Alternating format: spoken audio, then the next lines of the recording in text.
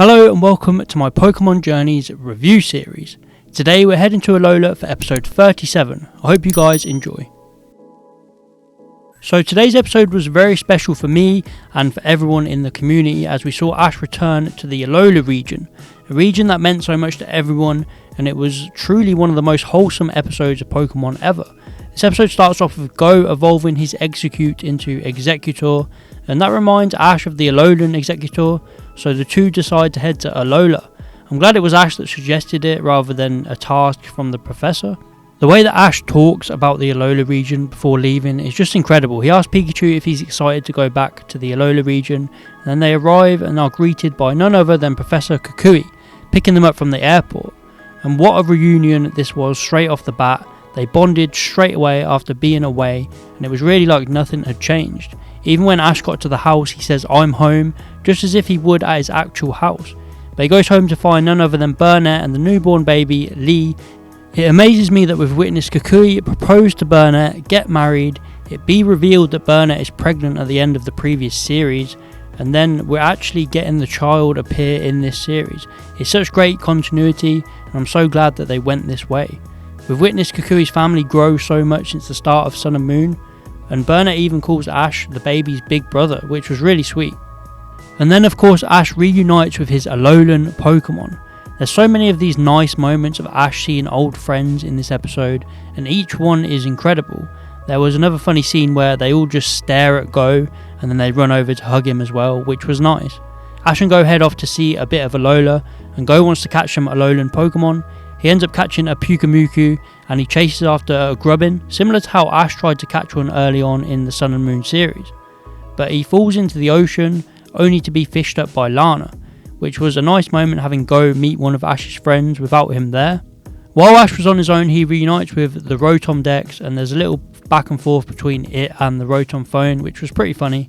After this, we see the smallest shot of Team Rocket's Pokemon gathering food along with Beware and Stuffle. This was awesome. I did not expect this. It was only on screen for a few seconds, so you could have missed this if you weren't paying much attention. But it was such a nice detail, and I think we're definitely going to be seeing them again reuniting with Jessie and James. So there's a party being thrown for Ash and Go at the Pokemon school, and everyone is there. Lana, Mallow, Sophocles and Kiawe. Go is really nervous around them all, and I really understood how he feels here. Everyone knows Ash so well, and they all speak so highly of him and laugh about the memories, so Go felt a bit out of place, like he didn't belong there, and I think that played the storyline really well in this episode. Ash arrives and Go becomes a bit more comfortable. They all start discussing their dreams and goals. It's just a really wholesome party, and they're eating from Mallow's cooking, and Go is getting to know everyone. And then Lana pulls out this letter, and it's from Lily. This was incredible, and I'm glad it wasn't just a flashback or a video call. They did something different with showing her sending the letter, and it was great. She said they're still looking for her father, and she plans to return to Alola with him. And there was also a nice moment right at the end where she's reading out everyone's name, and then she says Ash's name, and he's a bit shocked, obviously because he doesn't live in Alola anymore, but it's kind of like when someone's left and you're still setting the table for them because they're a part of your family. It was a really nice attention to detail. Kiawe was giving some stick to Go about testing him to see if he is worthy of being Ash's rival, and this led up to a battle. Ash actually wanted to battle Kiawe. I would have liked to see this, but instead we got a battle between Go and Kiawe. I'm not going to lie, it was kind of disappointing. We didn't see much of it, but it was more to show off Z moves to Go and let him open up a bit more towards the Alola gang. Kiawe was awesome though, telling Marowak to save Rabu and Go just before the Z move hit, which was really cool. And also the music that was playing at the start of the battle was the same track that was used in the Ash vs B battle, which was a really nice touch.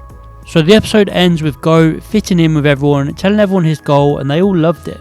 So they take him to where all the Executor are, and he manages to catch himself one. This episode was fantastic, start to finish. It felt like there wasn't actually much plot in this episode, but it was just what we needed from an Alola episode, a slice of life, Ash and his friends just sitting around having a great time. It was the perfect way to do an Alola episode. I think Journeys really nailed the Sun and Moon vibe. So that is pretty much it for this review. I'm sorry if I missed anything. There was a lot of stuff happening in this episode, but I loved every single minute of it. Kukui and Burnet's baby appearing, Ash reuniting with his Alola family and companions, and even some of the Go stuff was really well done. overall this episode obviously gets a 10 out of 10. I hope you enjoyed this review. Sorry if the sound was a little bit different because I'm using a different microphone, but let me know how hyped you were for this episode and how much you enjoyed it. Thanks for watching. Please like and subscribe if you enjoyed, and see you next time.